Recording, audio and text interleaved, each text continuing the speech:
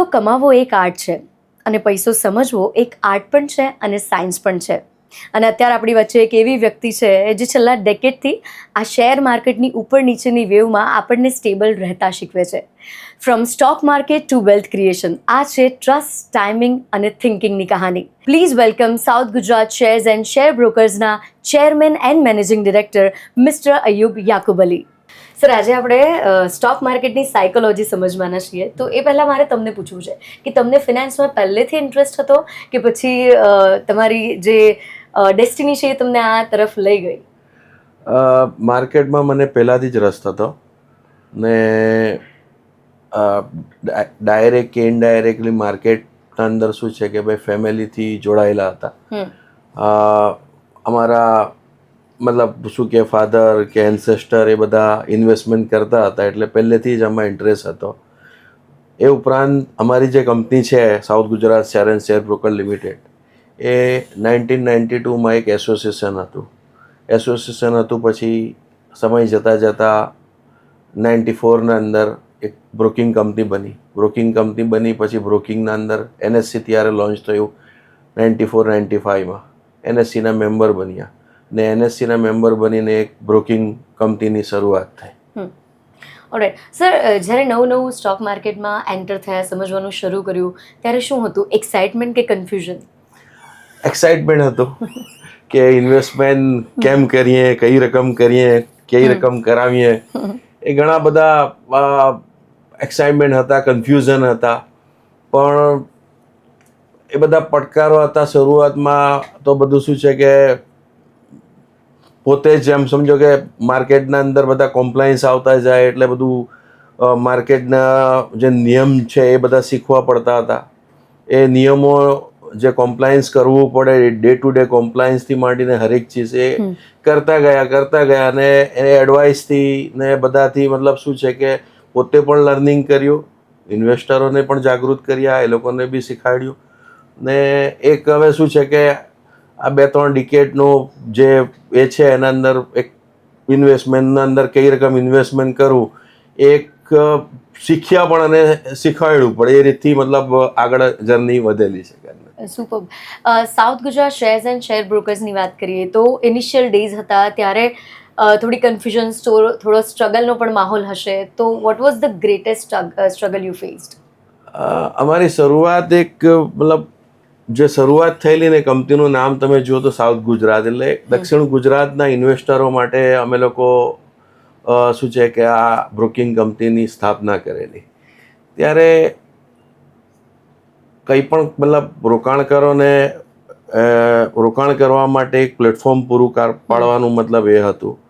એ દરમિયાન ઘણા બધા પડકારો હતા, કેમ કે ટેકનોલોજી નહીં હતી. ત્યારે અમે બરોડાથી ઓફિસની શરૂઆત કરેલી.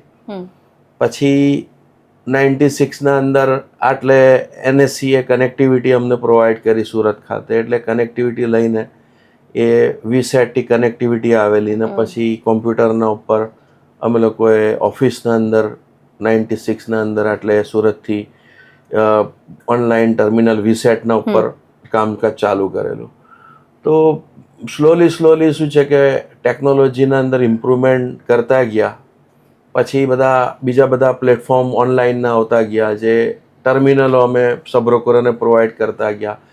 એ ઘણો મોટો સંઘર્ષ કરીને મતલબ ટેકનોલોજીના અંદર આગળ ધીરે સ્લોલી વધીને, કેમ કે તે ટાઈમ પર ટેકનોલોજી વિકસાવવું પણ એ બહુ ખર્ચાળ હતું. તો એ બધું 1 by 1 બધું સેટ કરતા ગયા ને એક મતલબ શું છે કે ટેકનોલોજી આખું જે સિસ્ટમ છે એ પ્રોવાઈડ કર્યું. ને આજે તો શું છે કે ઓનલાઈન ટ્રેડિંગ આવી ગયું, એટલે અમે ઓનલાઈન ટ્રેડિંગમાં બી ઝડપથી કન્વર્ટ થઈ ગયા. ને આજે મોબાઈલના અંદર કે એપથી બધા રોકાણકારો રોકાણ કરી રહેલા છે. એટલે ઘણું સ્ટ્રગલ કરવું પડ્યું, કે માર્કેટમાં ડિસ્કાઉન્ટ બ્રોકરો છે, માર્કેટમાં બીજા બધા બ્રોકરો છે, તો એ લોકોની સામે જે કોમ્પિટિશન હોય એ ટકી રહેવું બહુ અઘરું છે. પણ જે કંઈ સ્ટ્રગલ હતા એ બધા પાર પાડીને આજે આટલા ડિકેડ પછી પણ સારું એવું અમે લોકો ઇમ્પ્રુવમેન્ટ કરી રહ્યા છે. યસ, ડેફિનેટલી અમે જોઈ રહ્યા છીએ. અને ટ્રસ્ટની વાત આવે તો આજે તમે ફિલ્ડમાં છો એમાં ટ્રસ્ટ બિલ્ડ કરવું બહુ ઇમ્પોર્ટન્ટ છે જ્યારે સ્પેશિયલી પૈસાની વાત આવે તો how challenging it is? Trust build કરવું એક મોટી વાત છે. સ્પેશિયલી શું છે કે પૈસા સંબંધી બિઝનેસમાં કેટલું ચેલેન્જિંગ મતલબ હોય છે એ અમે લોકો સારી રકમ જોઈએ છે. ને એના અંદર વાત કરીએ કે ભાઈ શરૂઆત જ્યારે કરેલી ત્યારે તો શું હતું, બધું ફિઝિકલમાં કામ થતું હતું. આજે એ પૈસાની બાબત ખૂબ મહત્ત્વની છે. અમે પારદર્શક વ્યવહારો કર્યા, ગ્રાહકોને સમયસર પેમેન્ટ પૂરું પાડવું, પે આઉટ કરવું, કે પછી એ લોકોને સર્વિસ પ્રોવાઈડ કરવી, એના પર ખૂબ ભાર મૂક્યો. એ સર્વિસ પ્રોવાઈડ કરવાના કારણે અમારી પેલું શું છે કે ભાઈ પબ્લિકના અંદર એક એડવર્ટાઇઝમેન્ટ થાય કે ભાઈ આટલે સારી સર્વિસ મળે છે આ બ્રોકિંગ કંપનીમાં. સુરતની અમે લોકલ બ્રોકિંગ કંપની છે એટલે વર્ષોથી છે એટલે લોકોને ખબર કે ભાઈ આ સારી કંપની છે, અહીંયા સર્વિસ સારી છે. એ ઉપરાંત અમે ટેકનોલોજીના ઉપર ભાર મૂકેલો હતો. ટેકનોલોજીના લીધે પણ અમારા ગ્રાહકો અમારી સાથે જોડાયેલા રહ્યા ને આજે 40,000 કરતાં વધારે કસ્ટમરો, ઇન્વેસ્ટરો અમારી સાથે જોડાયેલા છે. આજે એ અમારો વર્ષોનો વિશ્વાસ છે ને એ વિશ્વાસનું પરિણામ છે કે 10,000 કરોડ ઉપરનો પોર્ટફોલિયો અમે લોકો આજે ગ્રાહકોનો મેન્ટેન કરીએ છીએ. ને એ અમારા ગ્રાહકો છે તે એવું નથી કે ખાલી સુરતના કે સાઉથ ગુજરાતના જ છે. આજે પાન ઇન્ડિયા પર અમારા ઇન્વેસ્ટરો છે, અમારા ગ્રાહકો છે. ઓલરાઈટ. આજે જ્યારે મલ્ટિપલ ટ્રેડિંગના એપ્સ અવેલેબલ છે માર્કેટમાં, it's very easy, very handy, still આપણે ટ્રેડિશનલ વેમાં જે વ્યવહાર કરી રહ્યા છે એને રિલેવન્ટ બનાવવા કયા રીતના પ્રયત્ન કરીએ છીએ આપણે? ટ્રેડિશનલ બ્રોકિંગ ફર્મ કેવી રીતે રિલેવન્ટ રહે, અમે ટેકનોલોજી સાથે સતત અપગ્રેડ થયા. એટલે અપગ્રેડ થયા એના કારણે શું છે કે અમે લોકો મતલબ સબ બ્રોકર સાથે સાથે ક્લાયન્ટો સુધી બી પહોંચવામાં સફળ રહ્યા. કેમ કે જેમ જેમ ટેકનોલોજી આવતી ગઈ તેમ તેમ ઓનલાઈન ટ્રેડિંગનું પ્લેટફોર્મ આવતું રહ્યું. નવા બ્રોકિંગ હાઉસો ચાલુ થયા ને એ લોકોએ ટેકનોલોજી પર બધાને ક્લાયન્ટોને ડાયવર્ટ કર્યા. એટલે ક્લાયન્ટોની ડિમાન્ડ હતી કે ભાઈ તમે પણ લાવો.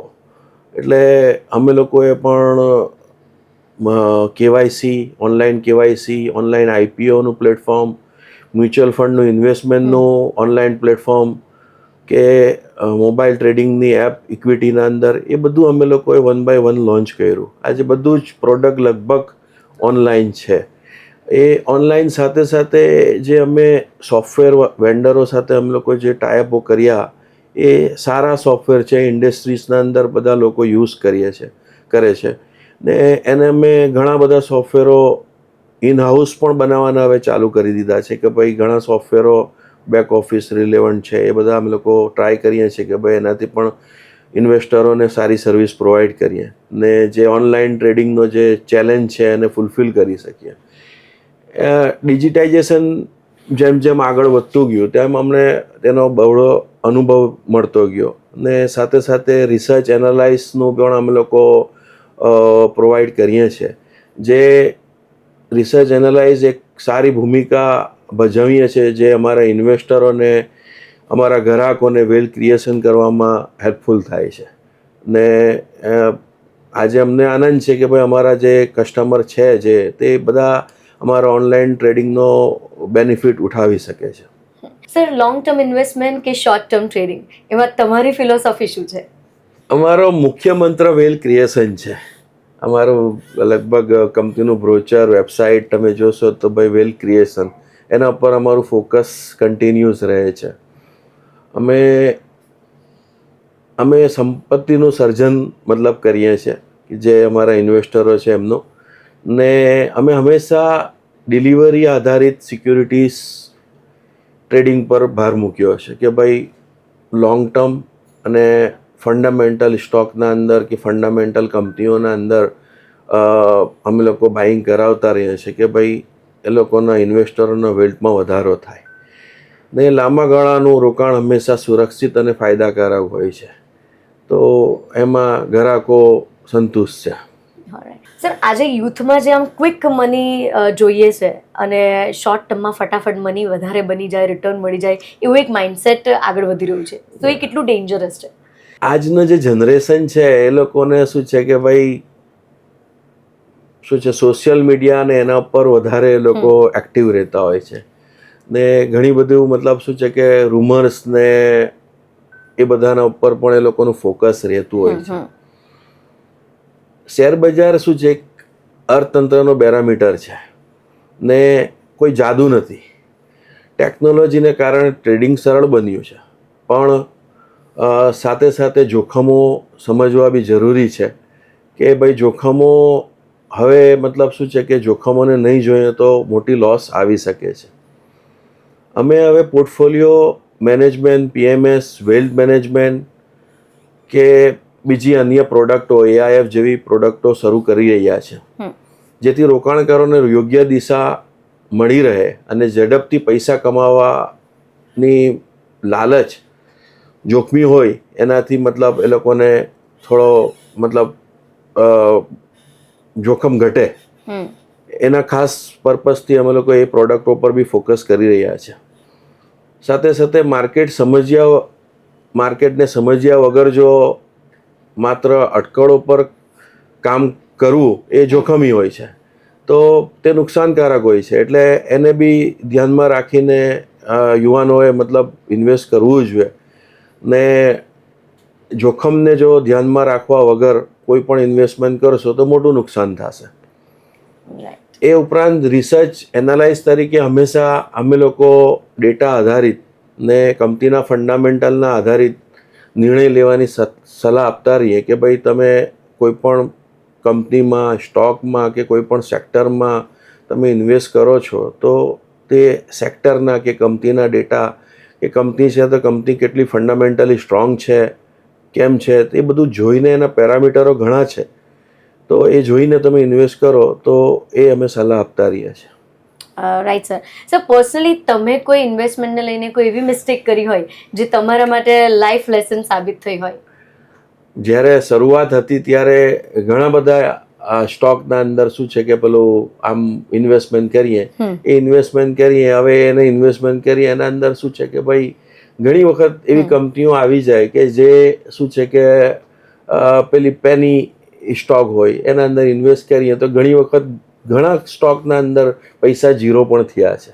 પણ તે પછી લેસન અમને પણ મળ્યું છે અને અમે અમારા ક્લાયન્ટોને પણ એ જ કહીએ છીએ કે ભાઈ ફંડામેન્ટલ જે હોય કંપનીમાં, જે સ્ટોકમાં હોય એમાં જ ઇન્વેસ્ટ કરો કે લોંગ ટર્મના અંદર રિટર્ન પણ મળે અને રોકાણમાં જોખમો ઓછા રહે. સર સીએમડી તરીકે જ્યારે ડિસિઝન મેકિંગની વાત આવે ત્યારે ઇન્ટ્યુશન્સ પર વધારે તમે રિલાય કરો છો કે ડેટા પર? ડિસિઝન મતલબ સીએમડી તરીકે જે ડિસિઝન છે તે માર્કેટમાં ઇન્ટ્યુશન વધુ કામ કરે છે. એટલે એ તમે પૂછો છો તે હિસાબે શું છે કે ભાઈ મતલબ ડેટા બંનેનું મિશ્રણ જરૂરી છે, પણ ડેટા અને નિયમો સર્વોપરી હોય છે.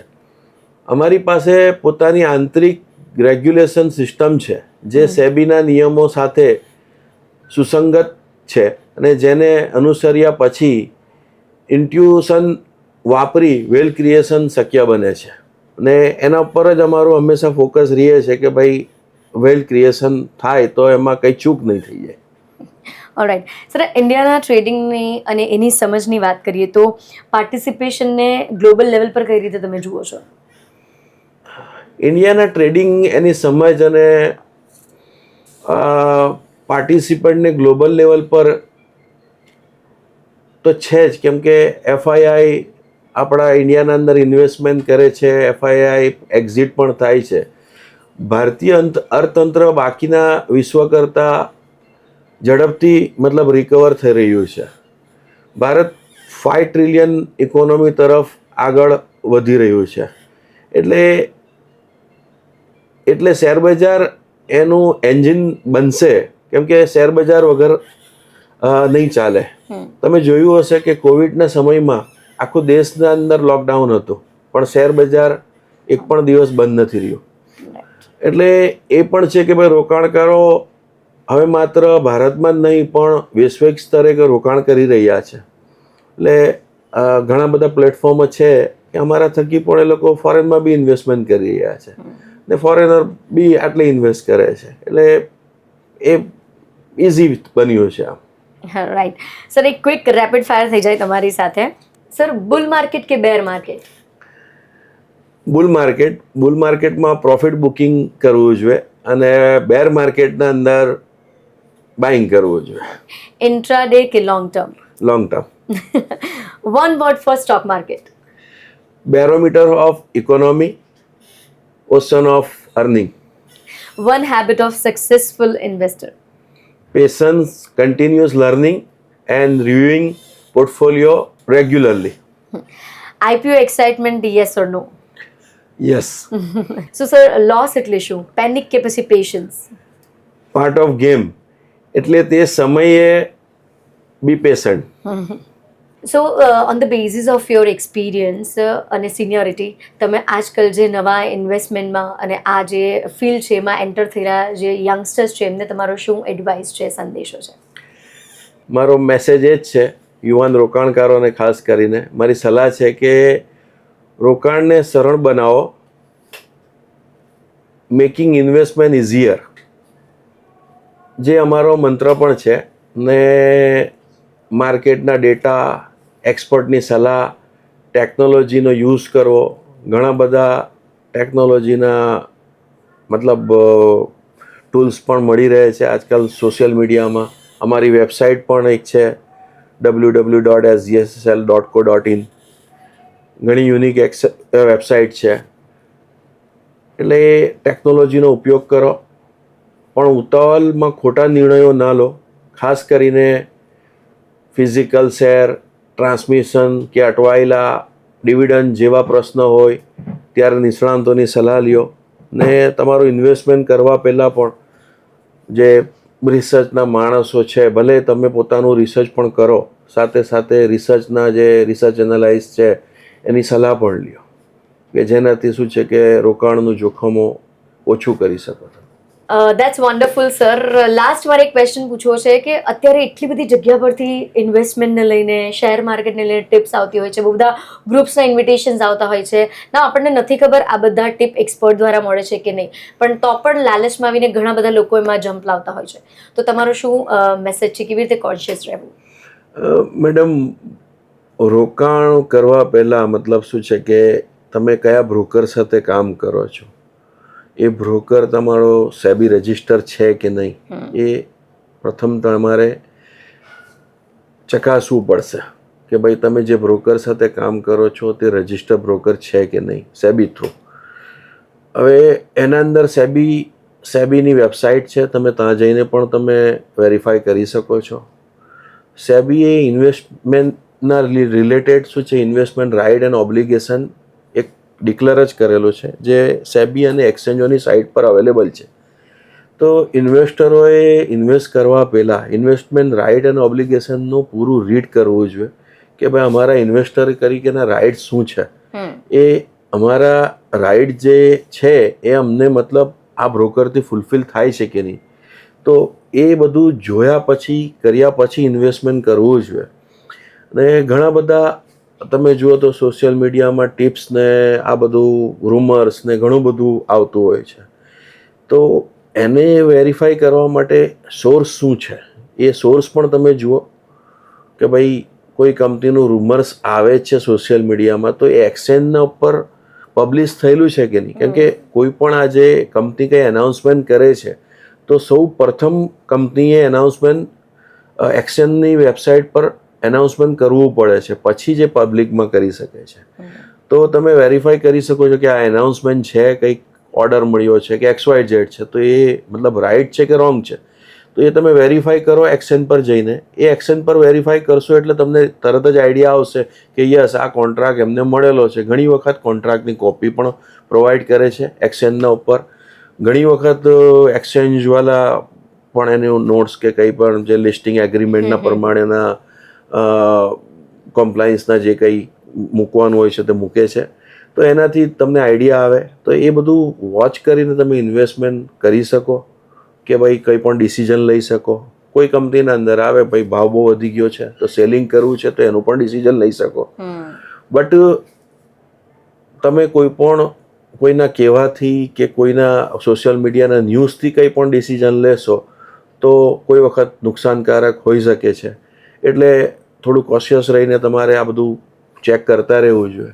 તે ઉપરાંત જે સોશિયલ મીડિયા પર ઘણા ટિપ્સ આપતા હોય છે, આ છે તે, એ લોકોને પણ તમે જોઈ શકો છો કે ભાઈ આ જે રિસર્ચનો રિપોર્ટ્સો પ્રોવાઈડ કરે છે તો એ ઇન્ડિવિજ્યુઅલ રિસર્ચ એનાલાઇઝ પોતે રજિસ્ટર છે કે એની કંપની રજિસ્ટર છે સેબીથી. બિકોઝ કે રેગ્યુલેટરી ઓથોરિટીએ સેબીએ ચોખ્ખું કીધું છે કે જે સેબી રજિસ્ટર રિસર્ચ એનાલાઇઝ છે એ જ ટિપ્સ ને કંઈ પણ કંપની માટેનું કંઈક મતલબ રિપોર્ટ્સ કે કંઈ છે પબ્લિશ કરે તો એ રિસર્ચ એનાલાઇઝ તરીકે રજિસ્ટર હશે તો જ કરી શકશે ને એના નંબર સાથે એણે પબ્લિશ કરવું પડે છે. તો આ બધું જોખમો જે છે એ બધું જોઈને પછી રોકાણ કરો તો થોડું મતલબ એ રહે. ને જે ફ્રોડો બી થાય છે અમુક સી કે બ્રોકરો પણ કોઈ બ્રોકર હોતા જ નથી ને ફંડ લઈ જાય છે. તો ઘણા બધા એક્સચેન્જે નવા નિયમો બનાવ્યા છે. હમણાં ગવર્મેન્ટે RBI બી ટ્રાય સાથે રહીને કે ભાઈ 1600 નંબર પરથી જ કોઈ કોલ કરી શકે, બેંક ના હોય કે બ્રોકર હોય, ફાઇનાન્શિયલ ઇન્સ્ટિટ્યૂટ હોય. તો એ બધા સારા ડિસિઝનો આવે જ છે બધા રેગ્યુલેટરી ઓથોરિટી. તો તેને પણ જરા આપણે વોચ કરતા રહેવું જોઈએ કે ભાઈ આ કોલ આવે છે તો એ કોલ બેંક તરફથી છે, ફાઇનાન્શિયલ ઇન્સ્ટિટ્યૂટ તરફથી છે કે પછી કોઈ ફ્રોડ મતલબ આપણને કોલ કર્યો હશે. તો એ થોડું મતલબ શું છે કે થોડું એલર્ટ રહેવું પડશે.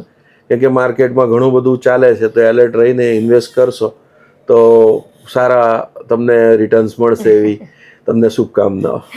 That's wonderful. એટલે વાત એ છે કે be a smart and safe investor. Thank you.